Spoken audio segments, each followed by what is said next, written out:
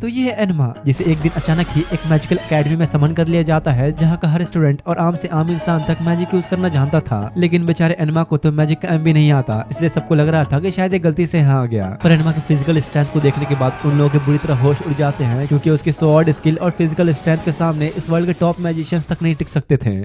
इन सब की शुरुआत होती है एक अलग ही तरह की दुनिया से, जहां मास्क लगा एक आदमी शीशे के सामने खड़ा उससे कह रहा होता है कि मुझे दिखाओ आखिर कौन है वो जो यहाँ आने के लायक है। इसके बाद सीधा एक हाई स्कूल का सीन दिखाया जाता है, जहाँ कुछ स्टूडेंट्स अपने होने वाले शॉर्ट कंपटीशन की तैयारी कर रहे होते हैं, और यहीं पर होता है एनमा, जो इस मैच को बड़ी आसानी से जीत लेता है। उसके दोस्त काफी तारीफें करते हैं कि अरे वाह एनमा, तुम तो सच में कमाल हो, पक्का कल होने वाले कॉम्पिटिशन में तो तुम ही जीतोगे। दरअसल यार एनमा पूरे स्कूल का सबसे अच्छा स्वॉर्ड मास्टर है और काफी टैलेंटेड भी। अपनी आज की प्रैक्टिस खत्म करने के बाद एनमा जब रात में घर वापस जा रहा होता है, तो इसी बीच आसपास कुछ अजीब सा माहौल होने लगा और चारों तरफ कुछ अजीब सी धुंध चलने लगती है। अब इससे पहले कि वो कुछ समझ पाता, अचानक उसके सामने एक बड़ी सी घोड़ा गाड़ी प्रकट हो गई, जो देख एनमा के तो होश उड़ जाते हैं। और इसके अगले पल जब उसकी आंखें खुली तो वो एक अंधेरी सी जगह पर कैद था। एनमा जैसे तैसे करके बाहर तो निकलता है, पर आसपास का नजारा देखकर तो बुरी तरह हैरान होता है। ये कौन सी जगह है? क्या मैं एक कॉफिन के अंदर था? कहीं मैं मर तो नहीं गया? आसपास खड़े लोग भी एनमा को देखकर हैरान होते हैं कि आखिर ये मुमकिन कैसे है, कोई भी इंसान इस कॉफिन से बाहर नहीं आ सकता। एनमा परेशान हो ही रहा होता है कि इतने में पीछे से एक आदमी आते हुए कहता है, कितनी हैरानी की बात है, आज से पहले कभी ऐसा नहीं हुआ कि कोई स्टूडेंट खुद कॉफिन से बाहर आ गया हो। एनमा घबराते हुए जल्दी से एक लकड़ी उठा लेता है और पूछता है कि आखिर तुम लोग हो कौन और मैं हूँ कहाँ? जिस पर वो कहता है कि शांत हो जा बच्चे, तुम अभी हमारे नाइट रेवन कॉलेज में खड़े हो, ट्विस्टेड वंडरलैंड की सबसे खास अकेडमी। यहाँ कोई भी स्टूडेंट ऐसे नहीं आ सकता, बल्कि ये अकेडमी खुद उन्हें चूज करती है कि कौन यहाँ रहने के काबिल है। ऐसे बच्चे जिनमें अनोखी ताकतें हो। साथ ही यहाँ इस प्रोफेसर से ये भी पता लगता है कि ये अकेडमी जिन भी स्टूडेंट्स को चुनती है, उन्हें अपने स्कोर्स के हिसाब से द ग्रेट 7 हाउसेस में अलग अलग बांट दिया जाता है, जहाँ वो लोग अपनी पसंद के मैजिकल फील्ड के अनुसार स्टडी करते हैं। और एनमा यहाँ इसलिए है क्योंकि उसे मैजिकल मिरर ने चुना था, जो काबिल स्टूडेंट्स को इस एकेडमी में लेकर आता है।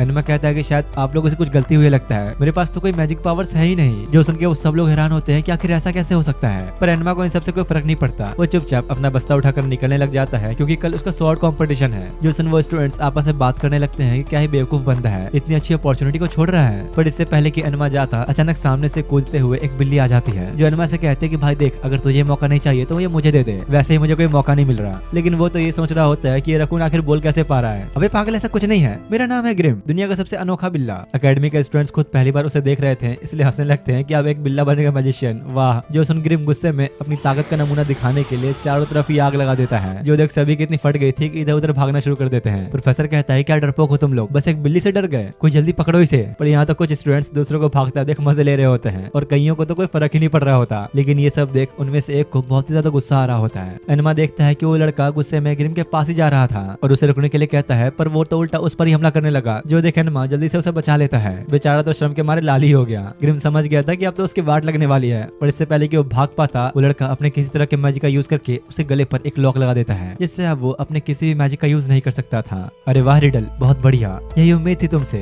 और ग्रिम को उठाते हुए कहता है कि आ बेटा, तुझे तो मैं बताता हूँ। इतना सब कुछ देखने के बाद एनमा को भी यकीन हो गया होता है कि सब कोई सपना नहीं, सब सच है। तभी अचानक रिडल बहुत ही गुस्से में आते हुए कहता है कि आखिर तेरी हिम्मत कैसे हुई, एक तो तूने इस जगह की बेइज्जती की और ऊपर से मेरी भी। और अब इससे पहले कि वो एनमा के साथ गुस्से में कुछ करने दे, कुछ स्टूडेंट्स आकर उसे शांत कराते हैं कि भाई रुक जा, वैसे भी ये हमारे रूल्स के बारे में कुछ नहीं जानता। पर एनमा तो भाई मैजिक के बारे में कुछ जानता ही नहीं था, तो यहाँ रहकर करेगा क्या। इसलिए उन्हें अब लग रहा होता है कि शायद डार्क मिरर से कुछ गलती हुई है। प्रोफेसर कहता है कि ठीक है, अगर ऐसा है तो मैं तुम्हें एडमिशन नहीं दे सकता, और डार्क मिरर से एनमा को वापस वहीं भेजने के लिए कहता है जहाँ से वो आया है। पर हैरानी की बात तो यार ये थी कि पूरी दुनिया छानने के बाद भी डार्क मिरर को पता नहीं चलता कि आखिर लड़का आया कहाँ से है। ऐसा कैसे हो सकता है, आखिर तुम हो कहाँ से? तो एनमा कहता है अरे जापान, और कहाँ, तुम लोग नहीं जानते क्या?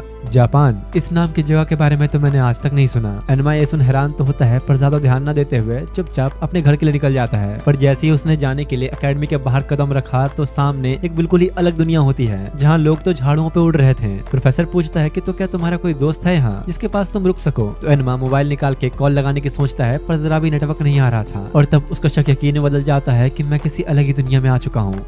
प्रोफेसर कहता है कि देखो फिलहाल इस सिचुएशन में तो मैं तुम्हें एकेडमी में नहीं रहने दे सकता, पर हाँ बगल में ही हमारा एक पुराना कैंपस है, तुम चाहो तो वहाँ रुक सकते हो। जिसके बाद प्रोफेसर एनमा को वहाँ ले जाता है, और भाई ये जगह कैंपस कम खंडर ज्यादा लग रही होती है। एनमा जैसे ही एंटर करता है तो अंदर से कुछ अजीब अजीब सी आवाजें आने लगती हैं। तो प्रोफेसर कहता है चिंता मत करो, यहाँ बस कुछ भूत रहते हैं, जो अब सामने आके एनमा को डराने का ट्राई तो करते हैं, पर वो डरने के बजाय उल्टा उनसे और दोस्ती का हाथ बढ़ाते हुए कहता है कि और भाई कैसे हो, आज से मैं तुम लोगों का नया रूममेट। प्रोफेसर कहता है कि देखो तुम यहाँ रह तो सकते हो, पर अपने खाने पीने और कपड़े धोने का इंतजाम इंतजाम तुम्हें खुद ही करना होगा। अगर चाहो तो मैं तुम्हें अकेडमी में साफ सफाई का काम दे सकता हूँ, उसमें तुम्हें पैसे भी मिलेंगे और गुजारा भी हो जाएगा। एनमा के पास भी भाई हाँ करने के अलावा और कोई रास्ता नहीं था, इसलिए सोच रहा होता है कि पता नहीं कब तक मुझे यहाँ रहना पड़ेगा, कोई ना कोई तरीका तो होगा मेरे वापस जाने का, मुझे जल्दी यहाँ से निकलना होगा। जिसके बाद अब सुबह उठने पर एनमा को कुछ स्टैचूज साफ करने का काम मिलता है। और अगर यार तुम लोगों ने डिज्नी की फेयरटेल वाली मूवीज देख रखी हैं तो इन स्टैचूज को जरूर पहचानते होगे। एनमा ये सब देख ही रहा होता है कि तभी कुछ स्टूडेंट्स आके उसे इन सारे कैरेक्टर्स के बारे में बताते हैं जो असल में पहले डिज्नी की मूवीज में हुआ करते थे। और अगर तुम लोग सोच रहे होगे कि ये सब इस एनिमे में क्यों है, तो मैं बता दूं कि एनिमे डिज्नी के विलन से इंस्पायर होकर ही बना है और एनिमे का नाम भी कुछ ऐसा ही है, डिज्नी ट्विस्टेड वंडरलैंड। अब इधर इन दोनों लड़कों पे आए तो इस लाल बाल वाले का नाम है एस और बगल वाले का नाम है ड्यूस। और यही बातों बातों में इन तीनों की ही काफी अच्छी दोस्ती भी हो जाती है। एस कहता है कि यार पता नहीं वो बिल्ला कहाँ चला गया, अब लगता नहीं कि प्रोफेसर के निकाल दिए जाने के बाद कभी वापस आएगा।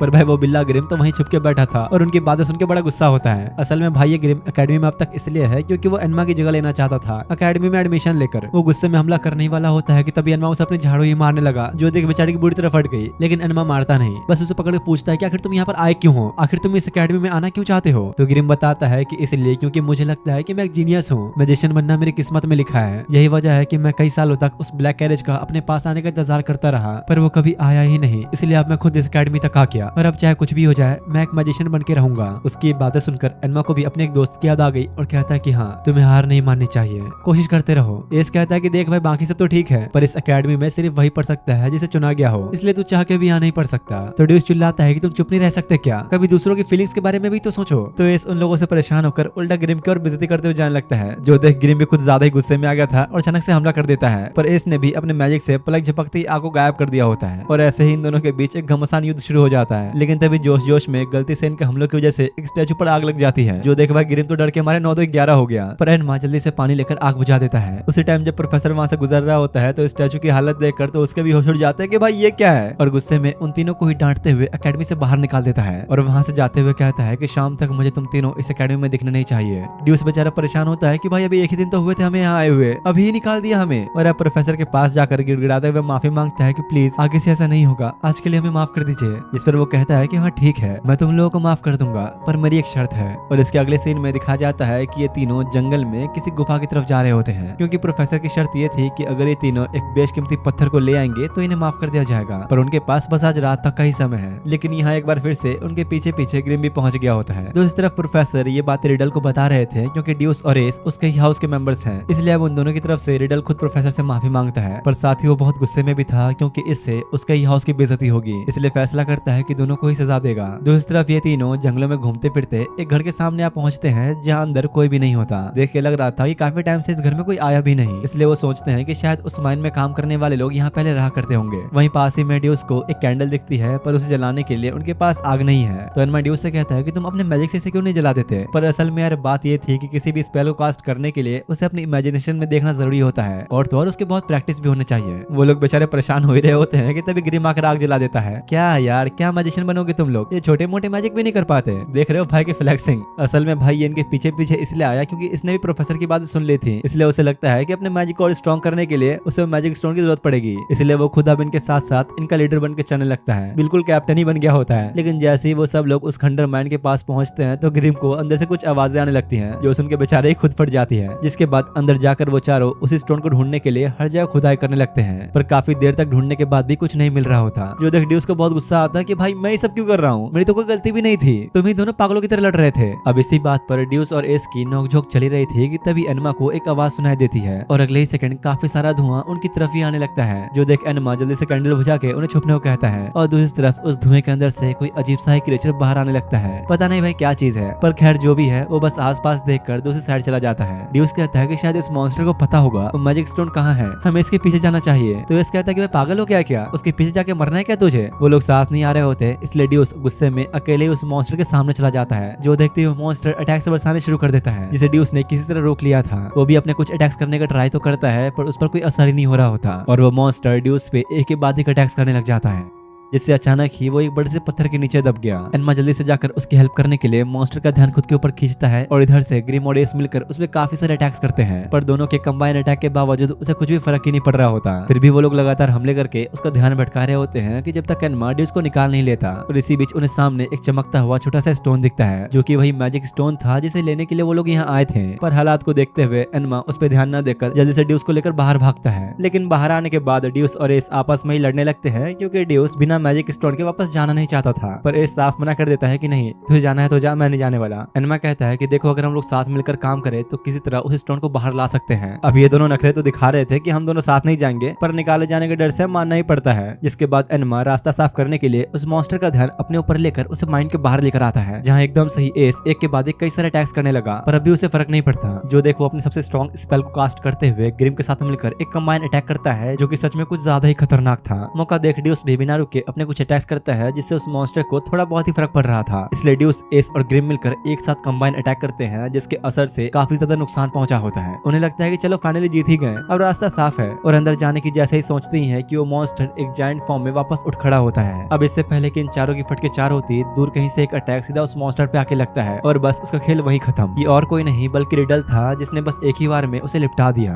मानना पड़ेगा भाई, लीडर वाली काबिलियत तो है बंदे में। ड्यूस और एस सोच रहे थे कि रिडल उनकी हेल्प के लिए आया है, लेकिन उल्टा वो तो इन दोनों को सजा देने आया है। और बहुत ही गुस्से में कहता है कि सिर्फ तुम दोनों की वजह से ही मेरे हाउस की बदनामी हुई, तुमने हमारे रूल्स तोड़े, इसकी सजा तो तुम्हें मिलकर रहेगी। और रिडल के गार्ड्स आकर बेचारे ड्यूस और एस को पकड़ के ले जाते हैं। एनमा पूछने की कोशिश तो करता है कि अब ड्यूस और एस का क्या होगा, पर ये इतना अड़ियल बंदा कहाँ है जवाब देने वाला था। तो एनमा चुपचाप अब माइंड में आकर मैजिक स्टोन को निकाल लेता है। आखिरकार उन्हें वो मिल ही गया, पर ग्रिम बेचारे की तो हालत ही टाइट हो चुकी थी कि इतना मैजिक यूज कर करके। अब वापस आकर एनमा जब प्रोफेसर को स्टोन देता है तो सच में काफी इंप्रेस होता है, क्योंकि जितने भी यहाँ द ग्रेट हाउसेस के स्टूडेंट्स हैं जिन्हें डार्क मिरर चुनता है, उनमें इतना ईगो भरा होता है कभी एक टीम में काम ही नहीं करते हैं। लेकिन आज एनमा ने वो कर दिखाया ड्यूस और एस के साथ टीम वर्क करके। इसलिए खुश होकर प्रोफेसर एनमा को एक ऑफर देता है कि अगर चाहो तो तुम और ग्रिम एक डुओ के तौर पर इस एकेडमी में एडमिशन ले सकते हो। भले ही तुम नहीं, पर ग्रिम मैजिक यूज कर सकता है, तो अगर वो चाहे तो तुम्हारा पेट बन के एकेडमी में आ सकता है। अब भाई ग्रिम को तो कैसे भी एकेडमी में आना ही था, तो वो तो बहुत खुश होता है। प्रोफेसर एनमा को एक कैमरा देता है, जो कि एक मैजिक आइटम है। इस कैमरे से एनमा किसी भी क्रिएचर की फिजिकल फॉर्म के साथ साथ उसकी सोल को भी देख सकता है। यहाँ भाई इन दोनों को अवार्ड मिला होता है और उधर एस और ड्यूस को सजा देने की तैयारी चल रही थी। जिसके बाद रात में जब एनमा सुकून से सो रहा होता है, तभी दरवाजे पर कोई नॉक करने लगता है, जो और कोई नहीं बल्कि एस था। उसके गले पर लगा एक कॉलर देखकर तुम्हें समझ में आ ही गया होगा कि बेचारे को सजा मिली है, इसलिए वो एकेडमी से भागकर सीधा यहाँ आ गया। असल में उसे स्टैचू जलाने वाली गलती की नहीं बल्कि किसी और बात की सजा मिली है। दरअसल गलती से एस ने फ्रिज में रखी हुई एक पेस्ट्री खा ली थी, जो कि रिडल की थी, इसलिए बदले में उसे यही सजा मिली थी। एनमा कहता है कि देख भाई, अब खाया तो भुगत, जाके उससे माफी मांगो और क्या। एस कहता है कि हाँ बात तो सही है, अगर नहीं गया तो ये कॉलर हमेशा मेरे ऊपर लटका रहेगा, लेकिन इसे कल देखेंगे, आज के लिए मैं यही सोऊंगा। बेचारा आया तो था एकेडमी से भागकर एनमा के पास सोने, पर यहाँ के भूत तो वह सोने ही नहीं दे रहे होते। सुबह होने पर एस को ढूंढते ढूंढते ड्यूस भी पहुंचता है, जो बताता है कि आज रिडल ने 3 और स्टूडेंट्स को सजा दी है, क्योंकि वो जल्दी उठे ही नहीं। जो सुन एस की ओर फट जाती है, कहीं मैं उसके सामने गया तो मेरी और चटनी न बना दे। वो डर के मारे जाना तो नहीं चाह रहा था, पर एनमा जबरदस्ती घसीटते हुए ले जाता है। जिसके बाद ड्यूस उन्हें अपने डोम में लेकर आता है, जहाँ कुछ ट्रांसपोर्टेशन पोर्टल्स बने हुए थे। ये गेट्स असल में अलग अलग हाउस मेंबर्स के डोम में जाने का रास्ता था। एनमा जब अंदर जाता है तो आसपास की जगह काफी ज्यादा खूबसूरत थी, और ऑब्वियसली भाई रिडल एक हाउस लीडर है, तो ऐसी शाही जगह तो होनी ही थी। वहीं पास में खड़ा एक लड़का फ्लावर्स पे रेड कलर लगा रहा होता है। ये एस और ड्यूस दोनों का ही सीनियर था। एस के गले पर लगा मैजिक लॉक देख के वो दोनों के साथ एक सेल्फी लेता है और मैजिक कॉम्ब नाम की एक ऐप में पोस्ट कर देता है, जो कि एक तरह से इंस्टाग्राम की ही तरह है। और इस बंदे का नाम है कैटर। एनमा जब अपना नाम बताता है तो वो कहता है कि अरे वाह, तुम तो वही नए लड़के हो ना, काफी सुना है तुम्हारे बारे में। और हाँ, अगर तुम लोग थोड़े कंफ्यूज हो तो मैं बता दूं कि मैं इन फ्लावर्स को इसलिए कलर कर रहा था क्योंकि कल हमारी ट्रेडिशनल अनबर्थडे पार्टी होने वाली है। असल में भाई ये इनकी अनबर्थडे पार्टी एक तरह का जश्न ही है, जो कि तब मनाई जाती है जब किसी का बर्थडे नहीं होता, इसलिए नाम पड़ा है अनबर्थडे पार्टी। और अब जब ये लोग भी यहाँ आ ही गए थे तो कैटर अपना काम निकलवाने के लिए चारों को अलग अलग काम सौंप देता है। ड्यूस तो एक ही बार में अपने मैजिक से सारे फ्लावर्स को कलर करने का ट्राई करता है, पर उल्टा बेकार ही कर देता है। और ग्रिम ने तो भाई गलती से आग ही लगा दी होती है। कैटर बताता है कि इन फ्लावर्स को इसलिए कलर किया जा रहा है क्योंकि अपने रिडल भाई साहब थोड़े पुराने तौर तरीके पसंद करते हैं, जिसमें ये रेड रोजेस भी शामिल है। एस पूछता है कि वैसे हमारे हाउस वार्डन रिडल है कहाँ, मुझे उनसे कुछ बात करनी थी। कैटर कहता है कि देखो, तुम तब तक अंदर नहीं जा सकते जब तक चुराई हुई चीज को वापस नहीं करते। और चुराई हुई चीज से कैटर का मतलब उस पेस्ट्री से है जो एस ने खा ली थी। और क्योंकि उसे ऑर्डर्स नहीं मिले थे तो इसलिए अपने मैजिक से बहुत सारे क्लोन्स बनाकर सबको उठाकर बाहर निकाल देता है। और एस से कहते हुए चला जाता है कि जब तक तुम चुराया हुआ सामान वापस नहीं करोगे अंदर नहीं आ सकते। एस तो बड़े गुस्से में होता है कि साले कैटर की तो ऐसी की तैसी, एक बार बस मिल जाइए बाहर। थोड़ी देर में ही उनकी क्लास का वक्त भी हो गया होता है और यहाँ पर हमें पता लगता है कि एनमा और ग्रिम भी एस और ड्यूस की क्लास में ही है। और इसी के साथ अब इनकी फर्स्ट क्लास होती है, जहाँ ये लोग मैजिक पोशन बनाना सीखेंगे। और ये है इनका टीचर डाइवर्स। भाई एक तो यार मुझे भी समझ नहीं आ रहा है कि लड़का है लड़की, सबकी शक्ल इस एनिमे में इतनी लड़कियों वाली है। डाइवर्स समझाता है कि उन्हें पोशंस बनाते टाइम किन किन बातों का ध्यान रखना है और क्लास में अगर कोई बच्चा फेल हुआ तो उसकी खैर नहीं। और इसके बाद अगली क्लास होती है मैजिक हिस्ट्री की, जहाँ ग्रिम तो लेक्चर से बोर होकर सो ही गया होता है, तो टीचर अपना दूसरा बिल्ला भेजकर उसे उठवाते हैं। जिसके बाद इनकी थर्ड क्लास आती है फिजिकल एजुकेशन की। और भाई ये कैसे कैसे सीन आ रहे हैं, ये टीचर कुछ ठीक नहीं लग रहा मुझे। घंटों तक अब फिजिकल ट्रेनिंग करने के बाद लंच टाइम हो गया होता है, जहाँ खाना देखकर तो ग्रिम के मुंह में बाढ़ आ गई थी। अरे वाह यार क्या खाना है, इसे कहते हैं जन्नत। वो लोग खाना लेकर बैठने के लिए इधर उधर जगह ढूंढ ही रहे होते हैं कि तभी कैटर उन्हें देखते ही अपने पास बुलाने लगता है। लेकिन एस तो भाई अभी गुस्से में था, बेइज्जती जो हुई थी इतनी। अरे भाई लोग चिल करो यार, गुस्सा थूको, आओ साथ में खाते हैं। वो लोग चाहते तो नहीं थे पर मजबूरन उन्हें साथ में बैठना पड़ता है। और ये ग्रीन वाला बंदा इनका सीनियर है, जिसका नाम है ट्रे। यहाँ बातों बातों में एनमा को जानने को मिलता है कि जो इस अकेडमी में 7 हाउसेज हैं, वो सब बाहर लगी उन 7 स्टैचू से इंस्पायर होकर बनी है। जैसे कि पहला है हार्ट लेब्यूल, ये बना है क्वीन ऑफ हार्ट से इंस्पायर होकर। इसमें ये लोग डिसिप्लिन का कुछ ज्यादा ही ध्यान रखते हैं, इसलिए तो भाई रिडल यहाँ का लीडर है। जिसके बाद अगला है सवाना क्लॉ, जो किंग ऑफ बीस्ट से इंस्पायर होकर बना है। यहाँ के स्टूडेंट्स फिजिकल स्ट्रेंथ में सबसे आगे होते हैं। जिसके बाद अगला आता है ओक्टाविनल हाउस, जो सिवान से इंस्पायर होकर बना है। इस हाउस के स्टूडेंट सबसे स्मार्ट होते हैं। फिर आता है स्कारबिया हाउस, जो सॉर्सरर ऑफ सेंट से इंस्पायर होकर बना है। इसके सारे स्टूडेंट्स मैजिक में कुछ ज्यादा ही माहिर होते हैं। जिसके बाद आता है सबसे पुराना हाउस पोमे फ्यूरी, जो फेयरेस्ट क्वीन से इंस्पायर होकर बना है और यहाँ के स्टूडेंट्स पोशंस बनाने में माहिर होते हैं। फिर आता है इग्नी हाइड हाउस, जो किंग ऑफ अंडरवर्ल्ड से इंस्पायर होकर बना है और इसमें मौजूद स्टूडेंट्स टेक्नोलॉजी में माहिर होते हैं। और अब सबसे आखिर में आता है डियासोम्निया हाउस, जो थॉरन फ्यूरी से इंस्पायर होकर बना है और इसके स्टूडेंट्स सबसे टैलेंटेड मेज होते हैं।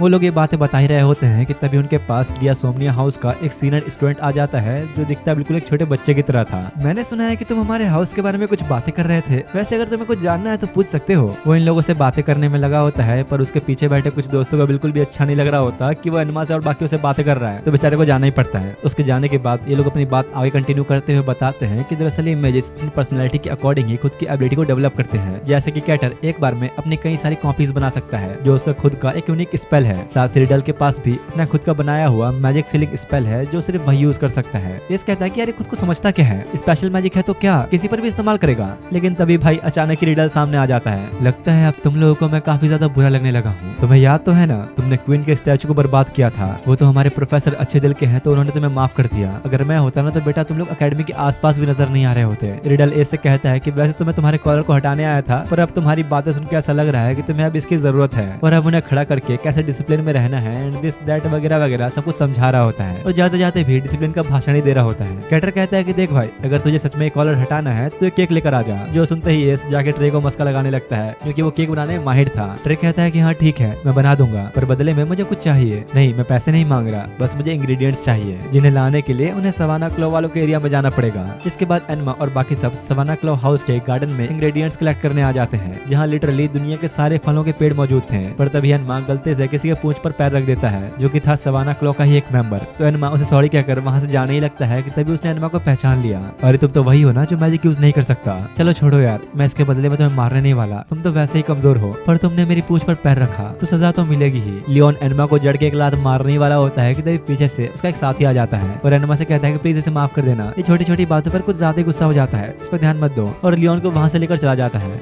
अब कुछ घंटों बाद वो लोग सारे इंग्रेडिएंट्स लेकर आ चुके होते हैं और केक बनाने के लिए साथ मिलकर ट्रे की हेल्प करते हैं। पर अब भी इसमें कुछ कमी थी, इसलिए ट्रे दोबारा से कुछ और इंग्रेडिएंट्स की लिस्ट बनवाता है। जिसके बाद एनमा और ड्यूस शॉप में आते हैं, जहां उन्हें सारा सामान मिलेगा। और यहाँ तो भाई शॉप का ओनर लिस्ट देखकर बस अपने मैजिक से ही सारे सामानों को क्रिएट कर देता है। सब कुछ लेने के बाद जब वो लोग वापस जा ही रहे होते हैं कि तभी एक स्टूडेंट ड्यूस से टकरा गया और सारे के सारे अंडे फूट जाते हैं। जो देख ड्यूस को बहुत ही गुस्सा आता है कि तूने आखिर बर्बाद कैसे कर दिए, अब तू भरेगा इसके पैसे। और इससे पहले कि एनमा उसे रोकता, ड्यूस उसे मारना शुरू कर देता है। एनमा कहता है यार रुक जाओ, नहीं तो अकेडमी इन्वेस्टिगेट हो जाओगे। मौका मिलते ही वो लोग तो भाग निकलते हैं, पर ड्यूस बहुत परेशान होता है कि यार मैंने क्या किया, मैंने फिर से लड़ाई किया। और यहाँ पर यार हमें ये बातें पता लगती है कि अपने पुराने दिनों में ड्यूस बहुत ही गुस्से वाला हुआ करता था, बस जहाँ उसका मन करे किसी से भी लड़ता रहता। पर एक दिन जब उसे रियलाइज हुआ कि उसकी इन हरकतों की वजह से उसकी माँ को कितना झेलना पड़ता है, तो उसी दिन से उसने खुद से वादा किया कि अब वो जिंदगी में कभी किसी से नहीं लड़ेगा। पर आज उसने वो वादा भी तोड़ दिया, इसलिए बहुत परेशान होने लगता है। तो एनमा समझाता है कि देखो इस बार तुम्हारी गलती नहीं, कुछ लोग ऐसे ही होते हैं, इसमें इतना परेशान मत हो। जिसके बाद अब दोनों सारा सामान लेकर ट्रे के पास पहुंचते हैं, जहां वो थोड़ी देर में ही सबके लिए एक पेस्ट्री बनाकर तैयार कर देता है, जिसका टेस्ट भी सच में लाजवाब था।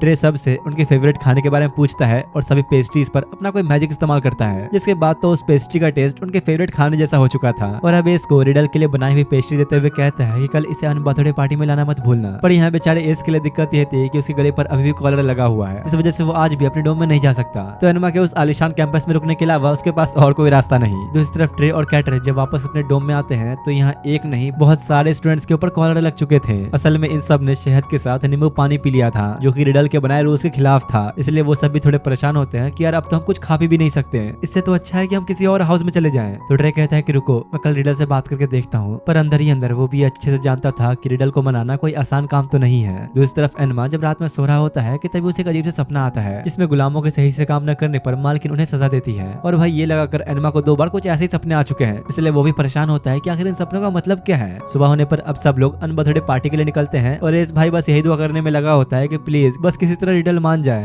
अरे वाह, आगे तुम लोग चलो जल्दी से अपने पार्टी आउटफिट्स पहन लो। सबको वेलकम करने के लिए कैटर ने अपने ढेर सारे क्लोथ्स बना रखे थे और यहाँ अंदर तो भाई पूरी सजावट रिडल के रूल्स के हिसाब से ही की गई थी। और लो, नाम लिया शैतान हाजिर। अपने राजा साहब बिल्कुल शाही अंदाज में एंट्री लेते हुए कहता है कि हाँ, इस बार तुम लोगों ने सारा काम डिसिप्लिन में किया, मुझे अच्छा लगा। उसका मूड ठीक देखकर रिडल उसे केक ला कर देता है। केक देखकर तो वो और उल्टा गुस्से में पागल ही हो गया, क्योंकि ये केक बनाना उनके रूल से खिलाफ है। लिटरली भाई मैं मजाक नहीं कर रहा, रिडल के बनाए 810 रूल्स में से इस केक को ना खाना भी एक रूल है। पता नहीं भाई अब इस बंदे को केक से क्या दिक्कत है। बेचारा ट्रे भी बस 300 रूल्स तक ही जानता था, इसलिए खुद जाकर अब रिडल से माफी मांगते हुए कहता है कि माफ कर दो, ये केक मैंने बनाया था, इसकी कोई गलती नहीं। देखो मैं इस केक के लिए मना नहीं कर रहा, पर इस केक को आज के दिन ही हलाना रूल से खिलाफ है। एनमा कहता है कि मुझे तो नहीं लगता कि ये इतनी कोई बड़ी गलती है, इस केक के यहाँ होने से बाकी को तो कोई फर्क नहीं पड़ रहा, तो आखिर तुम इतना गुस्सा क्यों हो रहे हो। एस भी अपने जोश जोश में एनमा के साथ देते हुए अपना सारा गुस्सा निकाल देता है। सही कहा तुमने, सारी गलती इस रिडल की ही है, हमेशा बस इसे रूल्स ही बनाने हैं, जहाँ देखो वहाँ रोज घुसाता रहेगा। अब यार चाहते तो सब थे, पर रिडल के सामने उसे खिलाफ खड़ा होने की हिम्मत किसी में नहीं थी, इसलिए कोई बेचारे एस के साथ नहीं दे रहा होता। रिडल कहता है कि क्या तुम लोग भूल गए, जब से मैं हाउस लीडर बना हमारा कोई भी मेंबर फेल नहीं हुआ, क्या इतना काफी नहीं है मेरी काबिलियत साबित करने के लिए। रिडल का कहना था कि भाई वो जो भी कर रहा है अपने साथियों के भले के लिए कर रहा है, पर ड्यूस, एस और एनमा अभी इस चीज के खिलाफ होते हैं। तो अपने राजा साहब गुस्से में उन सब के गले पर कॉलर लगा देते हैं और उठा के पार्टी से बाहर फेंक देता है, जो देख ट्रे काफी परेशान हो रहा था, क्योंकि रिडल पहले ऐसा नहीं हुआ करता था। वो बचपन में हमेशा खुश रहा करता, और उसकी माँ इतनी स्ट्रिक्ट थी कि उसे हर छोटी बात पर डांटा करती। और एक समय तो ऐसा आया कि रिडल का खेलना कूदना भी बंद कर दिया गया, और इसी वजह से आज वो ऐसा बन चुका है। इधर ये चारों कॉलर पहनकर परेशान बैठे होते हैं कि पता नहीं भाई अब ये कब हटेगा, कि तभी अचानक ही ऊपर से एक लटकता हुआ सर सामने आ गया, जो देख उन सबकी फट जाती है, पर फिर वो पूरी तरह सामने आ जाता है। इस पूछता कि आखिर तुम हो कौन। ओ मेरा नाम तो बहुत बड़ा है, पर तुम मुझे शॉर्ट में चैन्या कह सकते हो, और मैं अच्छी तरह से जानता हूँ कि तुम लोगों के साथ क्या हुआ है। वैसे भी तुम लोग कुछ नहीं कर सकते, वो बचपन से ही ऐसा है। इस पूछता है तो क्या तुम रिडल को बचपन से जानते हो। हाँ शायद ऐसा कह सकते हैं, तुम्हें जाके सीधा ट्रे से क्यों नहीं पूछते, दोनों ही बचपन के काफी अच्छे दोस्त हैं। और इतना बताकर चैन्या गायब हो जाता है। ये लोग भी थोड़े हैरान होते हैं कि अगर ऐसा है तो ट्रे ने हमसे बात क्यों छुपाई, इसलिए अब रात में सीधा ट्रे से ही पूछने आते हैं कि आखिर सच क्या है। तो बताता है कि हाँ तुमने सही सुना, हम एक दूसरे को काफी पहले से जानते हैं, बचपन से ही उसकी जिंदगी डिसिप्लिन पर चलती रही। रिडल के पेरेंट्स हमारे टाउन की फेमस हीलर्स थे, और उसकी माँ तो इतनी स्ट्रिक्ट थी कि रिडल से अगर छोटी सी भी गलती हो जाती तो उसे कड़ी सजा मिलती। उसे कभी ढंग से प्यार मिल ही नहीं पाया, और वो बचपन से ही बस ये सब सहता आ रहा है। इसी वजह से वो आज इतना बदल चुका है कि उसे जरा भी पसंद नहीं कि कोई रूल्स तोड़े। इसलिए ट्रे भी आज तक चाह के भी इतनी हिम्मत नहीं जुटा पाया कि रिडल को बता सके कि उसका ये तरीका गलत है। क्या मतलब, कहने को तुम उसके दोस्त हो, पर उसे कभी हिम्मत जुटाकर कह नहीं सके कि आखिर क्या सही है और क्या गलत। तुमने तो कभी कोशिश भी नहीं की, दोस्त कहलाने के लायक नहीं हो तुम। ये सब सुनकर ट्रे को काफी ज्यादा बुरा लग रहा होता है कि तभी इतने में पीछे से प्रोफेसर आ जाता है, जिसने उनकी पूरी बातें सुन ली थी, और कहता है कि अगर तुम लोगों को रिडल से इतनी ज्यादा दिक्कत है तो तुम खुद क्यों नहीं हाउस लीडर बन जाते। ऐसा करने के लिए ज्यादा कुछ नहीं, तुम्हें बस रिडल को चैलेंज करके हराना होगा। जो सुन एस भी जोश जोश में हाँ कर देता है। उसके मन में पहली लड्डू फूटने लगते हैं कि अगर वो हाउस लीडर बन गया तो रिडल उससे खुद माफी मांगने आएगा। पर दिक्कत ये थी कि इस बैटल में सिर्फ और सिर्फ मैजिक का ही यूज हो सकता है, जो सुन दोनों की फट जाती है, क्योंकि यहाँ मैजिक के मामले में रिडल को कोई हरा ही नहीं सकता। पर फिर भी अब हाँ कर दिया तो लड़ना तो पड़ेगा ही।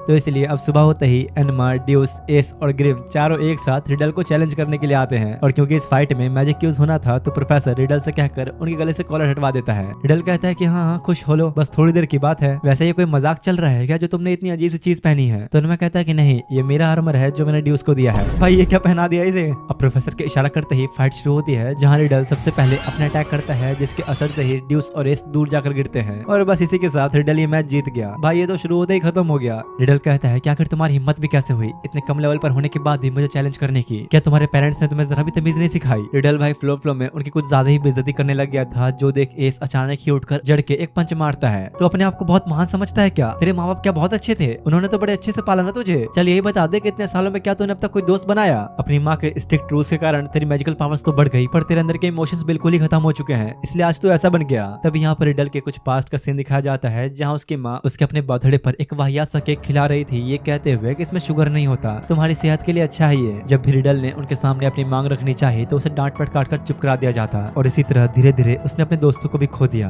और अपने बचपन को भी। इधर प्रेजेंट में रिडल अपनी गलतियों को समझने के बजाय उल्टा उन पर और गुस्सा होता है कि आखिर तुमने मेरी बेइज्जती करने की हिम्मत भी कैसे की? समझते क्या हो तुम अपने आप को? यस कहता है कि देखो तुम मानो या ना मानो, तुम्हारी हरकतें अभी एक छोटे बच्चे की तरह है। जो सुन रिडल गुस्से में पागल ही होने लगा था कि तभी उसके ऊपर कुछ अंडे आके लगते हैं, क्योंकि बाकी स्टूडेंट्स भी उसके रूल्स एंड रेगुलेशन के खिलाफ हो गए थे और जो भी उनके हाथों में आ रहा था उसे फेंक के मार रहे होते हैं। पर एकदम सही इन सभी का गुस्सा कुछ ज्यादा ही बढ़ गया था, जो देख एनमा और बाकी लोग उन्हें रोकते हैं और कहते हैं शर्म आनी चाहिए तुम्हें, अपने लीडर को समझाने के बजाय तुम उसकी ही बेइज्जती कर रहे हो। एनमा जाके रिडल से बात करने की कोशिश करता है, पर शायद अब बहुत देर हो चुकी थी। रिडल कहता है कि तुम साले सब मेरी वजह से इस एकेडमी में टिके हो और आज मुझे ही गलत कह रहे हो। रिडल गुस्से में इतना पागल हो गया था कि सबके गले पर ही कॉलर लगा देता है, और आस पास के माहौल की वजह से रिडल के ऊपर उसकी डार्क साइड ने कब्जा कर लिया था, जिसकी वजह से वो किसी की भी नहीं सुन रहा होता, यहाँ तक कि खुद प्रोफेसर की भी नहीं। एनमा कहता है कि यार यहाँ तो सब कुछ और बिगड़ गया, अब हम भला इसे काबू कैसे करेंगे? देखा मैंने कहा था ना, तुम अब भी एक बच्चे ही हो जो छोटी छोटी बातों पे चिढ़ जाता है। इसकी बातें सुन रिडल इतने गुस्से में आ गया था कि उसकी आंखों में से कुछ अजीब सी चीजें निकलने लगती हैं, और एकदम से ही वो सारे पेड़ों को उखाड़ कर एस की तरफ फेंक देता है, जिससे वो चाह के भी नहीं बच सकता था। लेकिन अगले ही पल ट्रे अपने मैजिक से सबको डिस्ट्रॉय कर देता है और सभी स्टूडेंट्स के गले पर लगा कॉलर भी हट जाता है। और यार यही है ट्रे का स्पेशल मैजिक, वो किसी भी चीज के रूप को बदल सकता है। ट्रे को अंदर ही अंदर इस बात का पछतावा था कि वो तब रिडल के साथ खड़ा नहीं हो पाया जब उसे उसकी जरूरत थी। तभी पास का एक सीन दिखाया जाता है, जहाँ बचपन में एक दिन ट्रे और चैन्या खेलने जा रहे थे। वहीं रास्ते में उन्हें रिडल दिखता है जो अपने घर के अंदर बैठा था, तो वो लोग उसे भी अपने साथ खेलने को बुलाते हैं, और यहाँ पर इन लोगों की मुलाकात रिडल से पहली बार हुई थी। दिन बीतने के साथ उनकी दोस्ती इतनी अच्छी हो गई थी कि वो लोग रोज रोज खेला करते और साथ में खूब मजे भी करते। इसी बीच ट्रे को जब पता लगता है कि रिडल की माँ उसे कभी भी कुछ मीठा खाने नहीं देती, तो वो उसे अपने फादर की बेकरी शॉप पर ले आता है अच्छे अच्छे केक खिलाने के लिए। और यही रिडल ने पहली बार इतनी सारी शानदार मिठाइयाँ देखी थी और टेस्ट भी करी। ट्रे और चैन्या के पास होने की वजह से वो हमेशा खुश रहा करता, पर अब प्रेजेंट में हालात काफी ज्यादा बुरे हो गए थे। ट्रे रिडल को शांत करने की कोशिश तो कर रहा होता है, पर उसके दिमाग में अभी बस यही बात चल रही थी कि ट्रे उसके खिलाफ खड़ा है। मतलब तुमने भी मुझे धोखा दे दिया, इतने सालों तक मैं अपनी सारी इच्छाओं को मारता रहा ताकि खुद को साबित कर सकूं, पर अब तुमने भी मेरे साथ छोड़ दिया। ये सब सोचकर रिडल इतने गुस्से में आ चुका था कि उसने अपने ऊपर से पूरा कंट्रोल ही खो दिया। डार्क पावर्स पूरी तरह उस पर हावी हो गई होती हैं, इतनी ज्यादा कि वो खुद को भी खो देता है, जिसके बाद वो बन जाता है डार्क क्वीन। वाह क्या बात है, ऐसी ताकत तो मैंने आज तक महसूस नहीं की। अब बताओ तुम लोगों में से कौन कौन था मेरे खिलाफ? हर कोई ये देखकर हैरान होता ही है कि तभी अचानक रिडल के पीछे से एक मॉन्स्टर सामने आता है जो रिडल की डार्क पावर से बना था। प्रोफेसर को भी कुछ समझ नहीं आ रहा होता कि आखिर मेरे रहते ये कैसे हो गया, एक स्टूडेंट ओवरप्लॉट कैसे हो गया। यहाँ मैं बता दूं कि ओवरप्लॉट एक ऐसी कंडीशन है जिसे सभी स्टूडेंट्स को बच के रहना चाहिए, क्योंकि जब भी मैजिक पावर्स यूज की जाती है तो वो अपने पीछे पीछे कुछ नेगेटिव एनर्जीज को भी छोड़ती है। जो मेज अपने ऊपर से जितना कंट्रोल खोएगा उतना ही वो नेगेटिव एनर्जी उसके ऊपर हावी होने लगेगी, और एक टाइम ऐसा आता है जब वो मेज उस काले अंधेरे में पूरी तरह खुद को खो देता है। प्रोफेसर कहता है कि हमें जल्दी कुछ करना होगा, अगर ऐसा ज्यादा देर तक रहा तो रिडल की जान भी जा सकती है, जल्दी उसे होश में लाना होगा।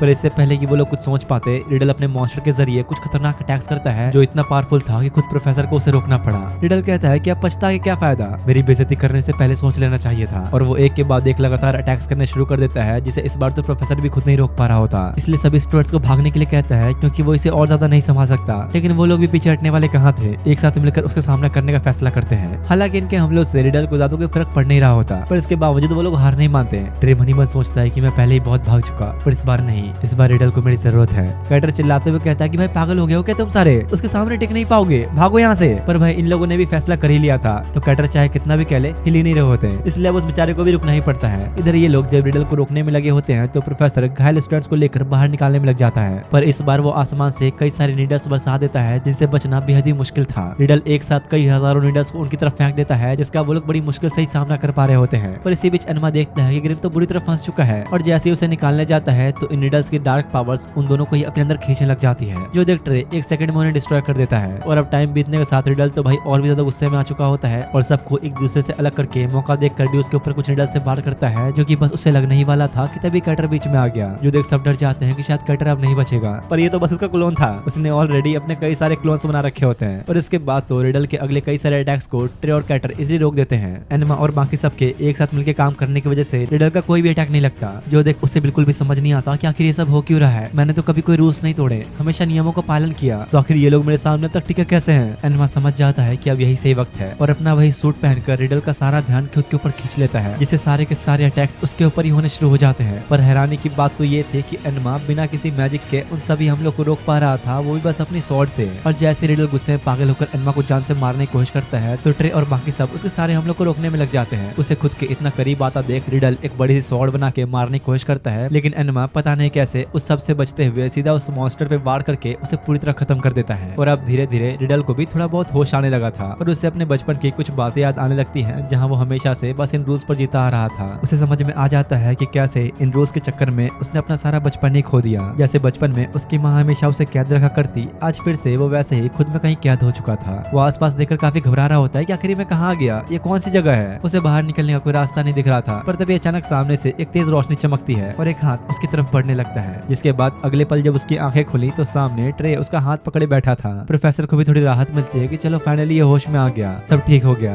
क्या बोल रहे हो, कौन सी चीजें ठीक हुई, अभी इसकी वजह से हम सब लोग मरने वाले थे, इसे अंदाजा भी है। कैटर कहता है कि भाई जरा शांत हो जा, अभी तो वो होश में ही आया है। लेकिन तब रिडल कहता है कि मैं समझ चुका हूँ, मैं गलत था, मैं हमेशा से उन मीठे केक्स को खाना चाहता था, मैं भी अपने दोस्तों के साथ वक्त बिताना चाहता था, पर इन फालतू रूल्स की वजह से मैंने सब खो दिया। और रिडल जोर जोर से रोने लगता है, जो देख एस कहता है कि भाई ये क्या हुआ, हमारे राजा साहब तो एक बच्चे की तरह रो रहे हैं। ड्यूस कहता है कि भाई क्यों माहौल खराब कर रहा है, अभी तो मुंह बंद कर ले। इधर ट्रे भी रिडल से माफी मांगता है क्योंकि वो कभी भी बचपन में उसके लिए कुछ कर नहीं पाया और वादा करता है कि अब वो हमेशा उसके साथ रहेगा। रिडल को भी अपनी गलती का पछतावा हो चुका था, इसलिए सभी हाउस मेंबर से माफी मांगता है। तो एस कहता है कि अच्छा बेटा, तुझे क्या लगता है एक सॉरी बोल के सब ठीक हो जाएगा। और भाई पहली बार अपने राजा साहब बड़े प्यार से पूछते हैं तो फिर मुझे क्या करना चाहिए। देख यार, एक तो एक ऐसी भोली शक्ल मत बना, तेरी वजह से ही मैं पार्टी एंजॉय नहीं कर पाया, तो सबसे पहले अनबर्थडे पार्टी को फिर से ऑर्गेनाइज कर और इस बार केक तो खुद बना कर लाएगा, शायद तब मैं तुझे माफ कर दूंगा। तो रिडल मान जाता है और अब बेचारे को मलहम पट्टी करने के लिए हॉस्पिटल ले जाते हैं। फाइनली अब उन्हें रूल से छुटकारा मिल चुका था, तो कैटर अब मन ही मन सबका शुक्रिया अदा करता है।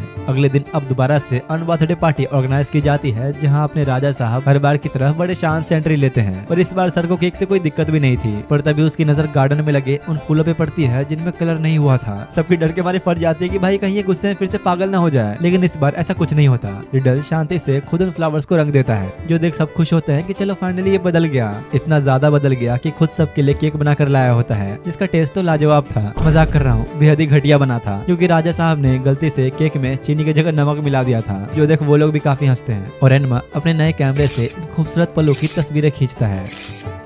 तभी रिडल की नजर चेन्नई पे पड़ती है, जो उन लोगों से मिलने आया था, लेकिन एनिमा और बाकियों को इसके बारे में ज्यादा कुछ पता नहीं होता कि आखिर ये कौन है। तो ट्रे बताता है कि दरअसल चेन्नई हमारे बचपन का ही एक दोस्त है, जो दूसरे स्कूल में पढ़ता है, रॉयल स्वॉर्ड एकेडमी, जो इन लोगों की एकेडमी का राइवल है। और जल्द ही कुछ दिनों में इन दोनों ही एकेडमीज के बीच एक जबरदस्त कॉम्पिटिशन होने वाला है, जहाँ दोनों ही एकेडमीज के बेस्ट स्टूडेंट एक दूसरे का सामना करेंगे। इधर इन लोगों की पार्टी शार्टी चल रही होती है और दूसरी तरफ सवाना क्लॉ के लियोन को दिखाया जाता है, जिसने इस होने वाले कॉम्पिटिशन के लिए कुछ बहुत ही खतरनाक प्लान कर रखा था। और भाई इसी के साथ इस एनिमे का सीजन 1 यहीं पर एंड होता है। फिलहाल तो अभी तक इसका एक ही सीजन आया है, जब अगला सीजन आएगा तो जल्दी वो तुम्हें यहाँ देखने को मिल जाएगा। तब तक के लिए अपने सामने ये स्क्रीन पर आ रहे कुछ एनिमेज देख सकते हो, बाकी लाइक जरूर करके जाना।